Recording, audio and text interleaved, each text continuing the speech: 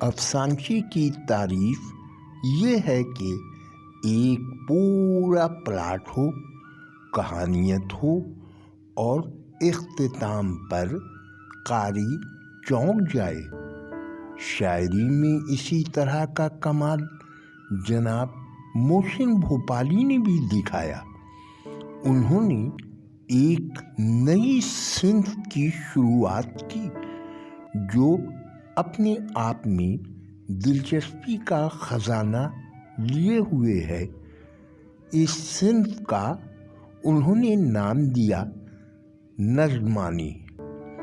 یہ نظمانہ خود میں ایک مکمل کہانی ہوتی ہے۔ ذرا اسے سنیں۔ جناب محسن بھوپالی کا نظمانہ سنتے ہیں۔ عنوان ہے المیہ۔ اس کا معمول تھا پھول والے ملے جب بھی وہ ہار اور گجرے بنانے کو کہتا تو پھولوں کے رنگ اور تناسب کے بارے میں تکرار کرتا۔ ایک دن پھول والے نے پوچھا، بھلا کون سے پھول کا ہار بنوائیں گے؟ اس نے بھررائی آواز میں صرف اتنا کہا، بس مجھے کچھ اور پھول دے دیجیے۔ نظمانی کی گہرائی ملاحظہ کیا۔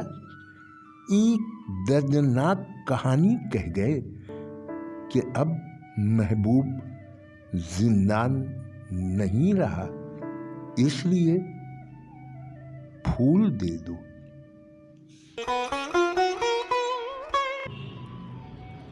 محسن بھوپالی کا نظمانہ سنتے ہیں۔ عنوان ہے مجرم کون؟ پہلے صفحے پر یہ خبر تھی، شہروں میں ایسے بھی کلب جن کے ممبر اپنے گھر کی چابی بدلا کرتے ہیں، اور اندر کے صفحے پر یہ خبر چھپی تھی، ایک شخص نے اپنی بیوی اور عاشق کو شک کی بنا پر ٹکڑے ٹکڑے کر ڈالا۔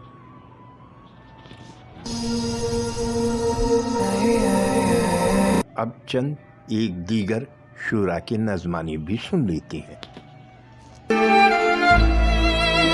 محمد احمد کا نغمانہ سنتے ہیں۔ عنوان ہے جھوٹے شیر۔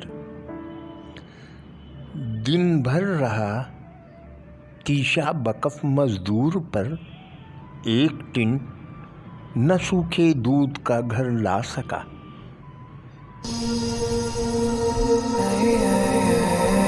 نثار ننوانی کا نغمانہ سنتے ہیں۔